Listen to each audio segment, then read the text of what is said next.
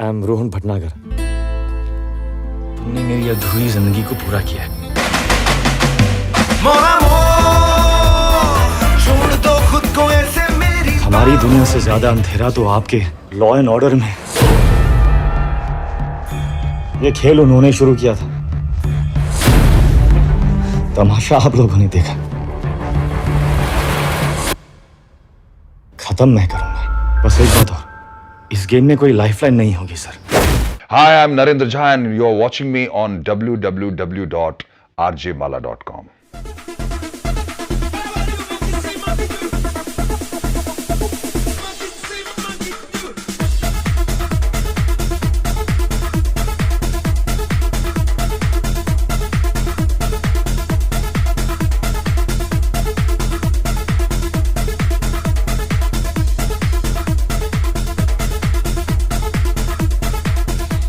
नरेंद्र जी, सबसे पहले welcome to on air मेहमान।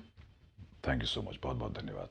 सर, आप दिल्ली से हैं, मतलब आपने एसआरसी में भी काम किया है, ये सही है या गलत है? मैं मूलतः बिहार का रहने वाला हूँ, लेकिन मेरा जो पोस्ट ग्रेजुएशन हुआ था वो दिल्ली से हुआ था। एक साल मैं दिल्ली यूनिवर्सिटी में था। ओके। उसके बाद नेक्स्ट ईयर मैंने जेएनयू में एडमिशन लिया। ओके। हिस्ट्री में, सेंटर फॉर हिस्टोरिकल स्टडीज एक वहाँ का विभाग है। और पोस्ट ग्रेजुएशन करने के बाद लाइक ए टिपिकल बिहारी, एक जो सिविल सर्विसेज की जो ख्वाहिश होती है वो मुझ में भी थी जी। और वो इसलिए भी थी चूंकि मेरे पिताजी की बहुत चाहत थी, उनकी इच्छा थी कि मैं सिविल सर्वेंट बनूं। ओके। और वो पावर की जो लड़ाई होती है, जो बात होती है नॉर्मली, तो मैं भी दरअसल अपने पिताजी का ही एक इमेजिन्ड एक कल्पना में आया हुआ जो एक ऑफिसर होता है वो हुआ करता था। ओके। अनफॉर्चुनेटली मैंने अपने पिताजी को जो है डिसअपॉइंट किया। लेकिन उन्हीं की सलाह पर मैंने श्री राम सेंटर एसआरसीसी में उसका जो एक्टिंग कोर्स है, डिप्लोमा कोर्स, वहाँ से मैंने एक्टिंग का डिप्लोमा कोर्स किया और उसके बाद इमीडिएटली मैं मुंबई की तरफ प्रस्थान कर गया। तो उस हिसाब से मैं दिल्ली से हूँ, क्योंकि मेरा जो पोस्ट ग्रेजुएशन है वो यहाँ से हुआ है और मेरी जो एक्टिंग की जो तैयारी है वो यहाँ से हुई है। उस हिसाब से मैं दिल्ली से हूँ जी। लेकिन आप इतनी अच्छी पढ़ाई कर रहे थे, जेएनयू से थे, आप पोस्ट ग्रेजुएशन कर रहे थे, आपकी तमन्ना थी, पेरेंट्स की भी तमन्ना थी कि आप और अच्छी पढ़ाई करके सिविल सर्विसेज में जाएं, तो ये एक्टिंग का बुखार आपको चढ़ा या पिताजी ने आपको ऐसे कैसे सलाह दे दी कि एसआरसी से आप एक्टिंग का डिप्लोमा कर लो एंड आप अपने इस प्रोफेशन को, अपने इस पैशन को प्रोफेशन बनाओ और आगे जाके काम करो? हर एक उम्र के मुताबिक दरअसल आपकी चीज़ें तय होती हैं।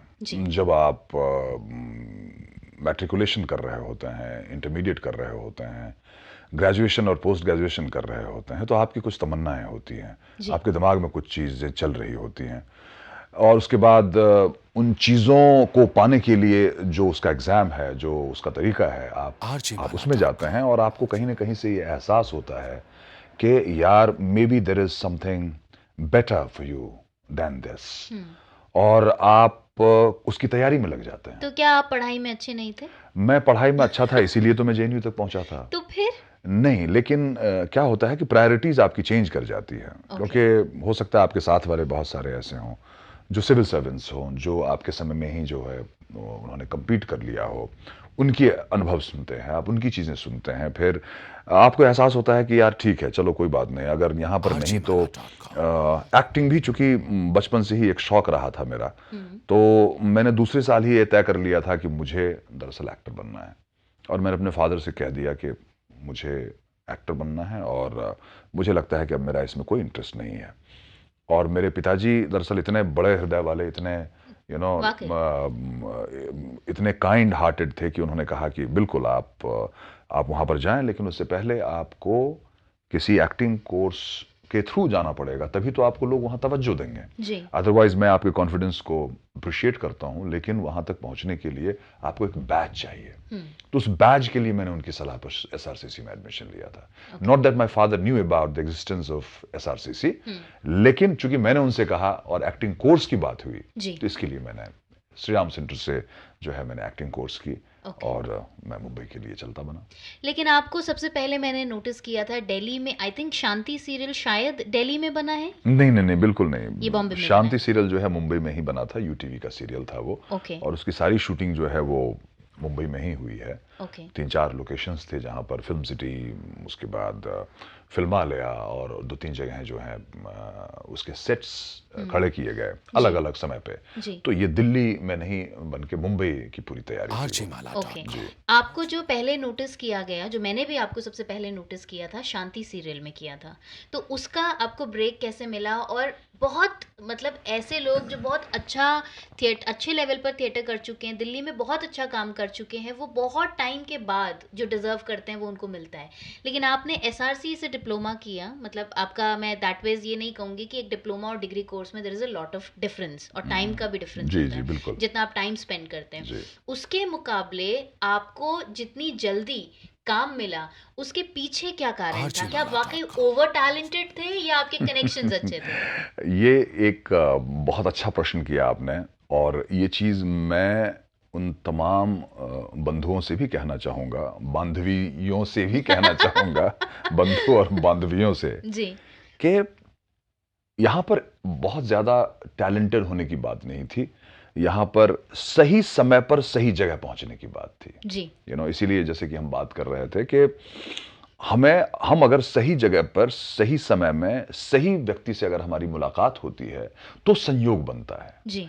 अगर आप ऐसे जगह पे कोशिश कर रहे होंगे जहां पर डेफिनेटली लोगों ने चीजें बनाई हैं, लेकिन वर्तमान में जहां पर ऐसा कुछ हो नहीं रहा होता है, जहां पर ऐसी कोई अगले 2 साल तक कुछ बनने की संभावना नहीं है, और आप अगर उनके बहुत अच्छे लिस्ट में भी हैं तो भी अगर कुछ बन ही नहीं रहा है तो आपका कुछ भी नहीं कुछ होगा। नहीं हो सकता। मैं जिस वक्त मुझे याद है कि मेरी दरअसल फोटो सेशन, मैंने एक फोटो सेशन करवाई थी अपने एक मित्र से, और उसका जो मेकअप आर्टिस्ट था वो उस समय शांति से जुड़ा हुआ था। ओके। और उसने कहा कि यार ये इतना बड़ा मॉडल है और इतना बड़ा ये है और फलाना, बिकॉज मेरी मॉडलिंग मेरे मॉडलिंग का जो काम था वो बहुत जोर शोर से चल रहा था।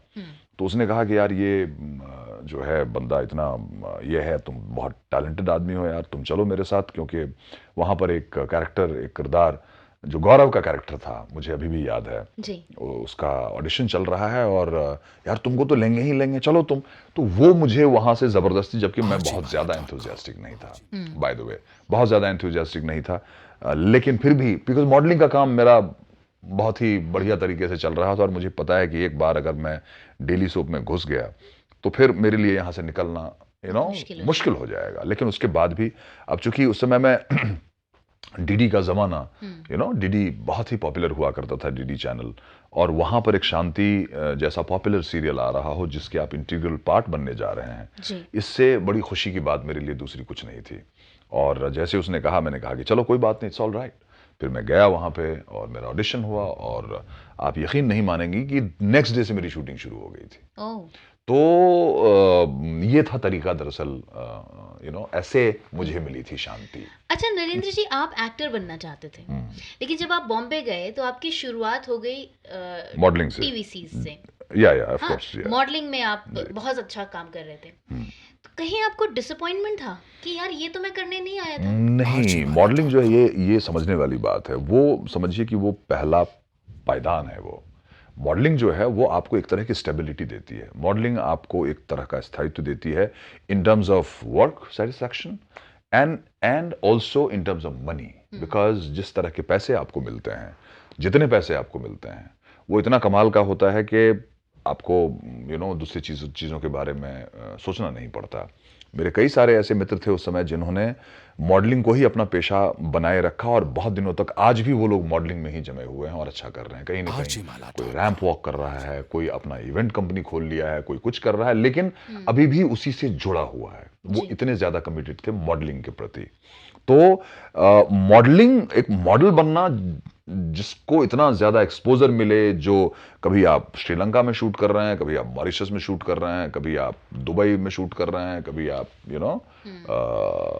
आप ऑस्ट्रेलिया में शूट कर रहे हैं, ये कुछ ऐसे मोमेंट्स थे जिसको कौन नहीं एंजॉय करना चाहेगा। तो मेरे लिए डिसअपॉइंट नहीं, मेरे लिए तो एक नई चीज़ सामने आ गई थी कि यार ये भी मैं कर सकता था, मुझे पता ही नहीं था। अच्छा। ऐसा लगा जैसे हनुमान को किसी ने बता दिया हो कि भाई आप बजरंगबली आप उड़ सकते हो, यू नो। जी। तो मॉडलिंग का मेरे करियर में होना कुछ ऐसा था जैसे किसी ने कह दिया कि यार तू बहुत बड़ा मॉडल बन सकता है।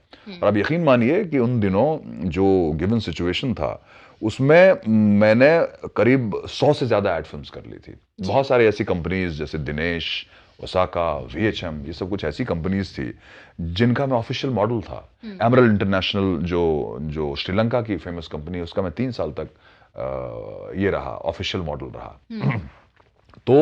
तो मेरे लिए तो ये बड़ी खुशी की बात थी कि यार मैं इतना बढ़िया जो है मैं मॉडल भी बन चुका हूँ। और मॉडल बनना जो है it was not a bad idea in terms of money, in terms of name, in terms of visibility. बहुत तरह की ऐसी चीजें थी जो मॉडलिंग से आपको मिलती थी और जो मुझे भी मिली।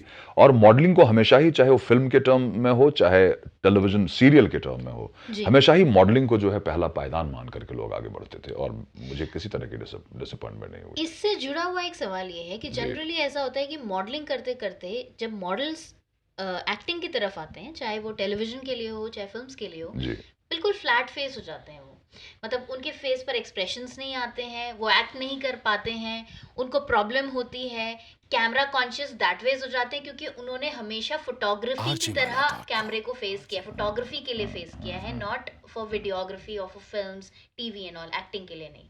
तो आपको इस तरह की कोई प्रॉब्लम नहीं हुई? तभी तो मैंने श्री राम सेंटर से जो डिप्लोमा कोर्स किया था इसीलिए तो किया था जी। इसका मेन रीजन यही था कि मैं दरअसल क्या होता है जब आप जब किसी तरह के शॉट दे रहे होते हैं या किसी चीज़ की तरफ आप अगर देख भी रहे होते हैं तो उसके पीछे कोई ना कोई मोटिव होता है, उसके पीछे कोई ना कोई पर्पस होता है। शायद कई सारे ऐसे मॉडल्स होते हैं जिनको, चूंकि जो वेल ट्रेंड नहीं है, जिन्होंने एक्टिंग की बतौर ट्रेनिंग नहीं ली है, उनके लिए सिर्फ खड़ा होना है, उनके लिए सिर्फ एक एटीट्यूड की बात है जिसमें आंखों को थोड़ा सा जो है आप ये कर लेते हैं एंड यू नो। तो मेरे लिए कुछ ऐसी बात नहीं थी। मेरे लिए जो है वो और मैं आपको एग्जांपल देना चाहूँगा कि ऐसे बहुत सारे लोग हैं, बहुत सारे ऐसे मॉडल्स हैं, जो ऐसे बहुत सारे एक्टर्स हैं आज की तारीख में जो बहुत फेमस मॉडल हुआ करते थे और उन्होंने इंडस्ट्री में बहुत अच्छा किया है। तो मुझे इस तरह की कोई समस्या कभी सामने आई नहीं, मेरे सामने कोई इस तरह का एम्बैरेसमेंट मुझे कभी नहीं फेस करना पड़ा, बल्कि एक्टिंग जानना एक मॉडल के लिए जो है एक प्लस पॉइंट था और मेरे लिए भी ये प्लस पॉइंट हुआ करती थी। जी जी। नरेंद्र जी, आपका स्ट्रगल, हम स्ट्रगल कहेंगे क्योंकि जी, बिल्कुल। मैंने आपको जब नोटिस किया और उसके बाद अब जो आपकी एक के बाद एक लगातार फिल्में आ रही हैं जिनमें आपको वो रिकग्निशन मिल रहा है, वो नाम मिल रहा है, तब से अब में बहुत ज़्यादा डिफरेंस, मतलब बहुत सालों का अंतर आ गया है।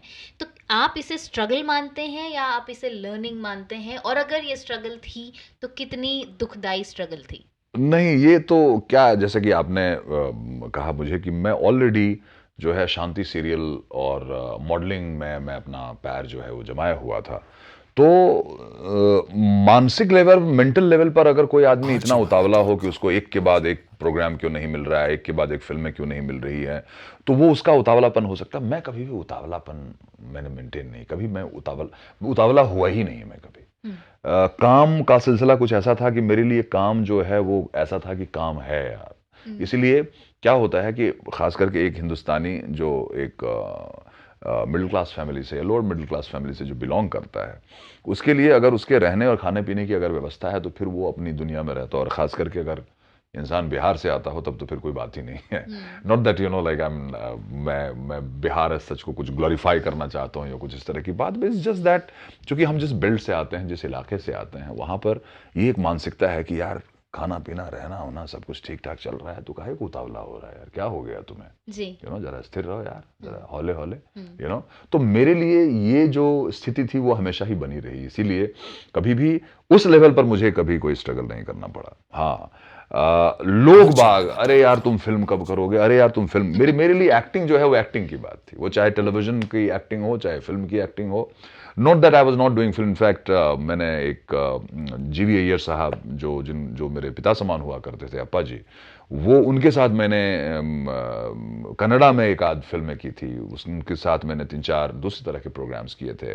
मैंने फंटूस जैसी फिल्म की, मैंने Netaji Subhash Chandra Bose the last hero Shyam Babu के साथ मैंने काम की। उसके बाद मैंने तेलुगु फिल्म्स राजमौली, एस राजमौली के साथ मैंने 3-4 फिल्में की, और भी लोगों के साथ मैंने काम किया।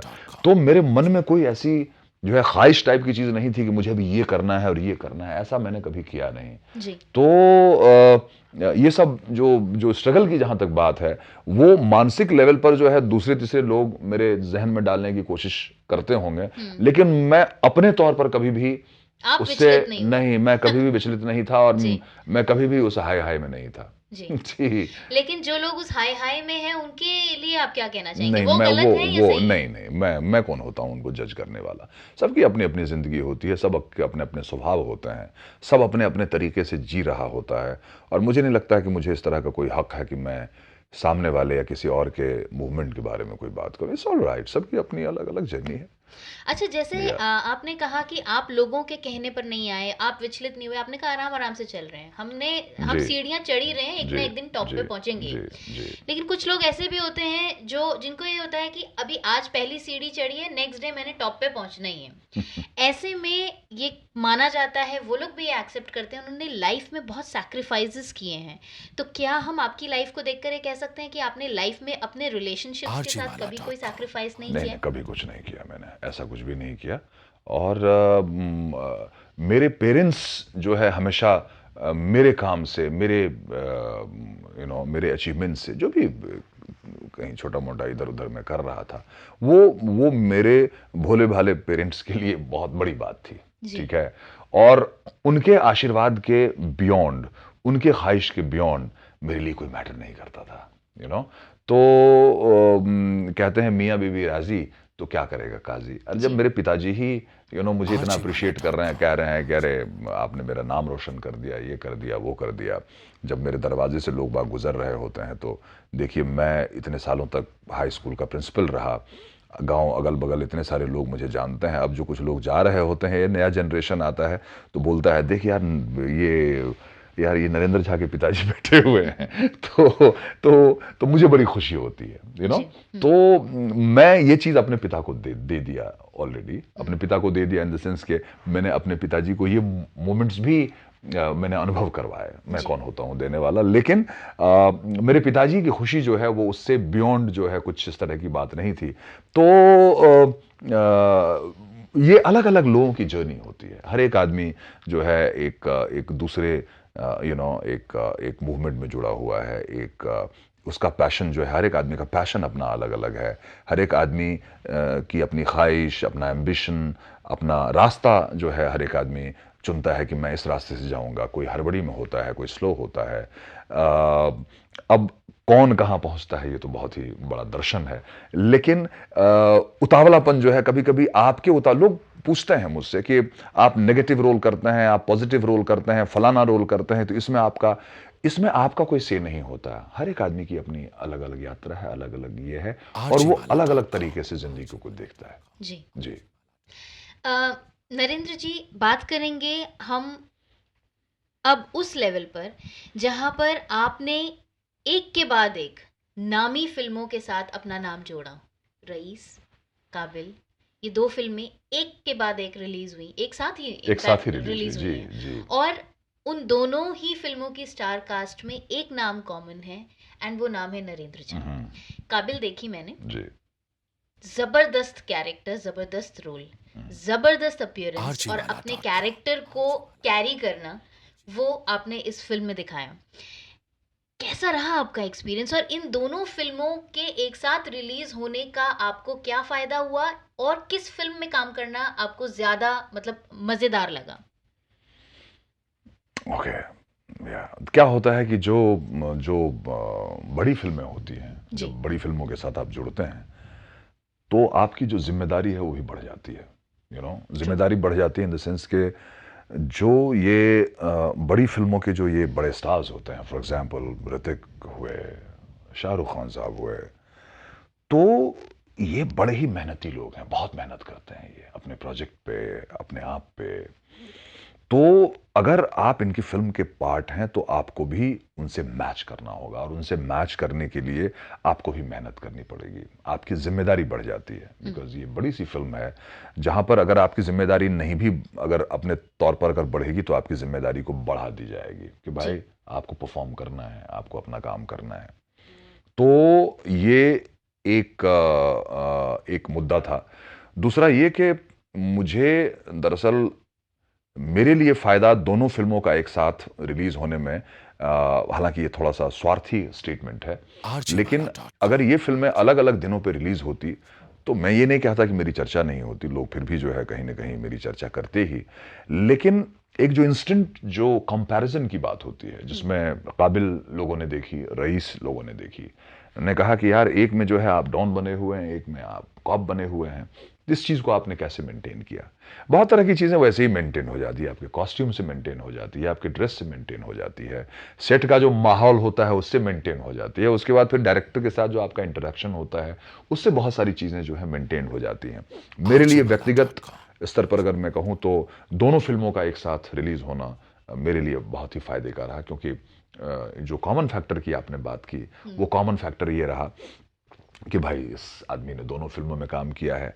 जहाँ तक दोनों फ़िल्मों के में काम करने के अनुभव का सवाल है, तो यकीन मानिए मैं इसमें कोई डिप्लोमेसी नहीं है, कोई मैं बहुत चालाकी का स्टेटमेंट नहीं दे रहा हूँ। लेकिन किसी भी एक यूनिट को प्रेज़ करने का मतलब है कि जो दूसरी यूनिट जिन्होंने मुझे इतना प्यार दिया है, मैं उनको नीचा दिखाऊँगा, जो मैं करना नहीं चाहता। जी। इसलिए दोनों फ़िल्मों में काम करना मेरे लिए बड़ा ही कमाल का रहा। बहुत ही मेरा जो अनुभव है वो वाक़ई काबिल तारीफ़ रही। I mean I really enjoyed working both the films. या ओके, लेकिन ज़्यादा अच्छा टाइम आपने किनके साथ स्पेंड किया? शाहरुख खान के साथ या ऋतिक रोशन के साथ? मैं ऋतिक के साथ ज़्यादा टाइम स्पेंड किया इसलिए भी कि मेरे नंबर ऑफ सीन्स जो हैं वो उनके ज़्यादा साथ थे, ज़्यादा या और जो नंबर ऑफ डेज़ थे वो ज़्यादा थे, तो ऑब्वियसली मेरा समय ज़्यादा जो है ऋतिक के साथ गुज़रा। जी। जी। या नरेंद्र जी, अब आपके साथ होगा खाली स्थान भरो राउंड। कुछ इनकम्प्लीट लाइन्स मैं बोलूँगी, जिनको आपको कंप्लीट करना होगा। My God! सो यू परीक्षा? फिर से ऑडिशन? So you ready? हाँ, बोलिए। एक एडवाइस जो मैं शाहरुख खान को देना चाहूँगा वो होगी, नहीं, मैं कौन होता हूँ एडवाइस देने वाला? स्टिल बिल्कुल, नहीं। मैं जब दिल्ली में आता हूँ तो मुझे एक मिक्स्ड फीलिंग होती है, क्योंकि क्योंकि समय जो है बदल गया है। मैं जिस समय में था, उस समय का जो दिल्ली का प्रारूप था, जो ज्योग्राफी थी, वो आज की तारीख में कंस्ट्रक्शन से वो ज्योग्राफी कुछ बदली-बदली नज़र आती है। मैं लड़कियों को इजीली इम्प्रेस कर लेता हूँ, क्योंकि ये मुझे नहीं पता है कि मैं कैसे इम्प्रेस कर लेता हूँ, सीरियसली। कभी आपने सोचा है डीप थॉट इस बारे में? वो उनका मसला होता है, ये आपका भ्रम होता है कि आपको लगता है ऐसा कि मेरे फलाने-फलाने से जो है लड़कियाँ इम्प्रेस हो गई हैं। लेकिन जब आप लड़कियों से पूछते हैं तो पता चलता है कि जो कारण आपके दिमाग में आ रहा है वो दूर-दूर तक उनके दिमाग में है ही नहीं। ये कुछ डबल मीनिंग था? नहीं, ये मुझे पता नहीं, लेकिन आप भ्रम में जी रहे होते हैं। अच्छा। जी, जी, मैं हमेशा से हीरो बनना चाहता था, क्योंकि ऐसा कुछ भी नहीं था। अच्छा। जी। आप ये गलत सवाल कर रही हैं, गलत आदमी नहीं, से। मैं तो बातें निकलवाने की कोशिश करती हूँ। ओह! rgmala.com मेरी एक्टिंग की खास बात जो है, जो मुझे लगता है मैं ही जानता हूँ अभी तक, आज मैं एफएम रेनबो इंडिया के लिसनर्स को बताऊंगा, वो है ठहराव। आपको ठहरना होता है। क्या होता है कि हम आम ज़िंदगी में भी इतना मुतावले हो रहे होते हैं, इतनी हड़बड़ी में हो रहे होते हैं कि जो चीज़ हमारे सामने परोसी जाती है, जो चीज़ें हमें दी जाती है, उस पर हम ज़्यादा चिंतन मनन कर नहीं पाते। उसको हम यूं ही, जो हमारे यहाँ एक डिफाइंड rgmala.com चीज़ों के बारे में जो कही हुई चीज़ें हैं, चीज़ों के बारे में जो जो जिस तरीके से हम उसकी मीनिंग को डिफाइन करते हैं, उसको जिस तरह से लेते हैं, वो उसी में रह के हम एक्टिंग जो है वो बेसिकली चिंतन मनन का काम है, वो हम नहीं कर पाते हैं। जी। इसलिए बहुत ज़रूरी है कि जब आपके सामने कोई चीज़ परोसी जाए, जब आपके सामने कोई चीज़ हो, तो पहले ठहरिए और देखिए कि क्या है वो, उसको समझने की कोशिश कीजिए, और जब आप समझेंगे तो रिजल्ट भी अच्छा ही निकलता है। जी। मेरे हिसाब से मेरी एक्टिंग में जो एक कमी है वो है सतत अभ्यास, जो मैं कर नहीं पाता हूँ। मुझे लगता है कि स्पोर्ट्स पर्सन जो है वो स्पोर्ट्स की तैयारी करता है, म्यूजिशियन जो है वो म्यूज़िक की तैयारी करता है, एक्टर शायद उस तरह से तैयारी नहीं कर पाता, क्योंकि जो पूरा प्रोसीजर है वो कभी कभी काफ़ी बोरिंग लगता है, और जो बोरिंग चीज़ें हैं वो अब सवाल है कि आप कहीं पर बैठ करके वैसे ही आधे घंटे जो है एक बच्चे की तरह आप, क्योंकि हमारी रीडिंग का जो तरीका होता है कुछ ऐसा होता है, जो तीसरा सुने तो उसको लगेगा या तो इसको हिंदी नहीं आती या तो ये कोई बकवास कर रहा है। तो वो सब कुछ प्रोसीजर ऐसे होते हैं जो आपको, लेकिन उसके बावजूद भी कहते हैं करत करत अभ्यास तय जड़मती हो सुजान, रसरी आवत जात तय सिल पर पड़त निशान। इसीलिए एज एन एक्टर जो कांस्टेंट अभ्यास की जरूरत है, मैं हालांकि उस पर काम कर रहा हूं, लेकिन जितना करना चाहिए था वो कर नहीं पाता हूं। RJmala.com. नरेंद्र जी, अब आपके साथ होगा दिल की बात सेगमेंट। कुछ छोटे छोटे वर्ड्स में बोलूंगी, कुछ वर्ड्स उनसे Okay. जुड़ी हुई पहली दिल की बात जो आपके मन में आएगी वो आपको बोलनी है। दिमाग Okay. का इस्तेमाल नहीं करना है, ठीक है। ठीक है? SRC। नॉस्टैल्जिक। पहला प्यार। एक्टिंग से। नरेंद्र झा। स्पिरिचुअलिटी।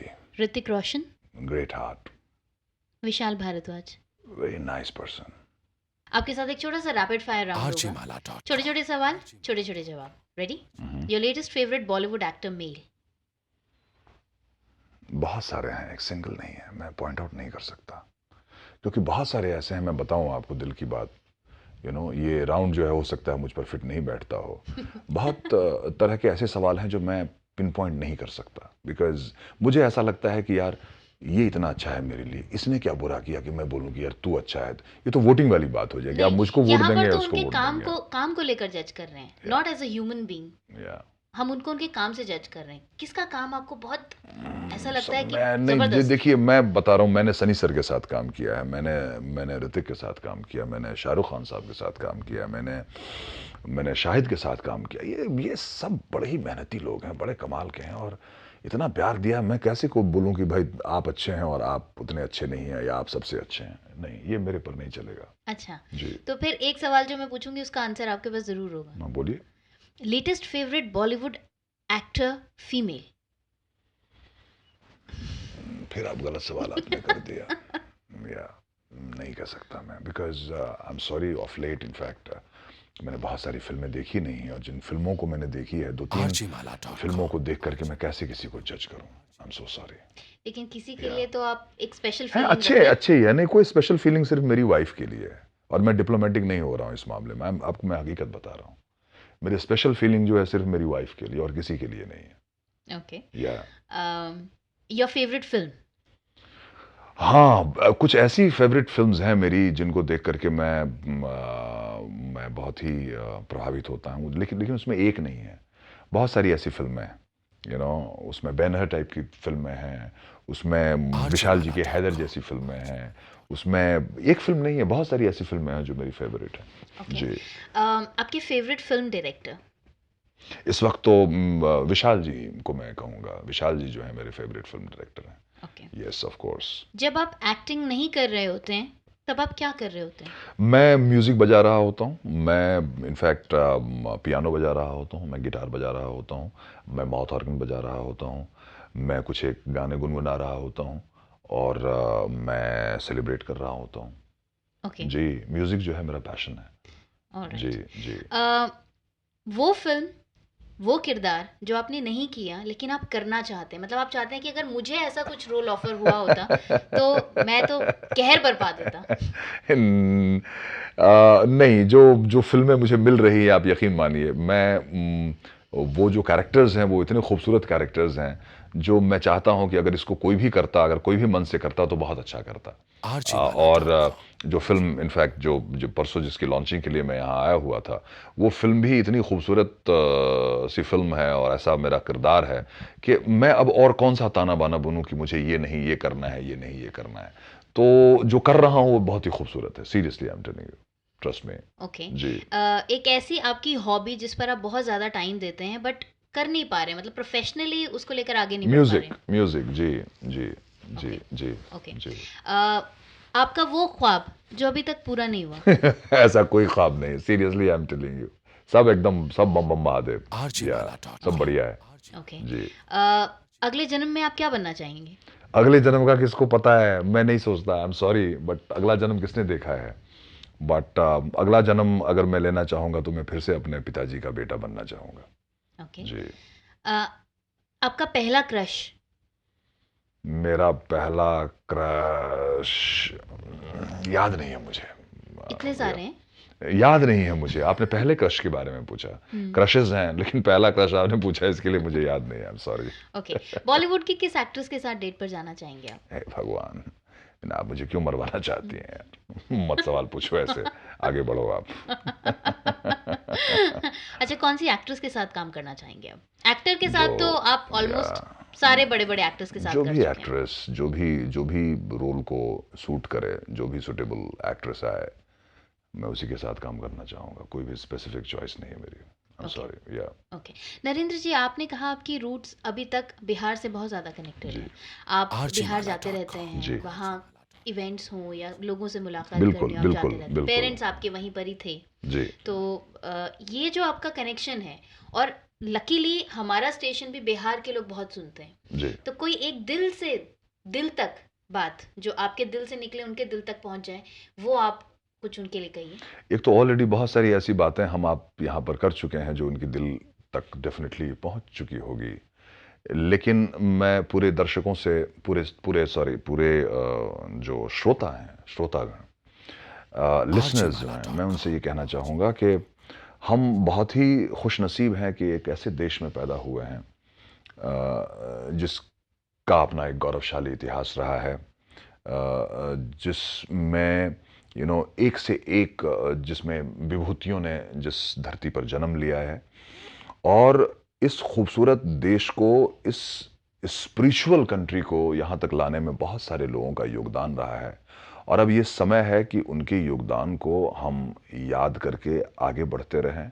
उनके तमाम धरोहर को, हम जो अच्छी अच्छी चीज़ें हैं उन लोगों को, उन सब चीज़ों को साथ लेकर के आगे बढ़ें। हम देश को तरजीह दें, हम समाज को तरजीह दें, हम जो भी आज ह्यूमन डेवलपमेंट में आज जो भी कोई फैक्टर्स है, जो भी कुछ ये है, उसको हम साथ लेकर के आगे बढ़ें और हम समझें कि हम एक हैं। जो RGMala.com. एक डिवाइसिव जो फोर्सेस हैं जो हमारे बीच काम कर रहे हैं, हम उनके खिलाफ लड़ें। बहुत तरह की ऐसी बातें आजकल हो रही हैं जो मुझे देखकर कभी कभी बहुत सुन करके बहुत तकलीफ होती है। तो उन सब चीज़ों के बारे में हम चिंतन मनन करें, देश में जो है वो एकता बनी रहे, देश में जो है प्रॉस्पेरिटी आए और लोग हमेशा खुश रहें, एक दूसरे के साथ सद्भाव के साथ रहें। ये मेरी ख्वाहिश है और यही मेरी तमन्ना है और यही मेरी गुजारिश है लोगों से कि प्रेम से रहें और हमेशा खुश रहें। जी, आपने इतना टाइम दिया उसके लिए थैंक यू सो मच। बहुत बहुत धन्यवाद। Thank you.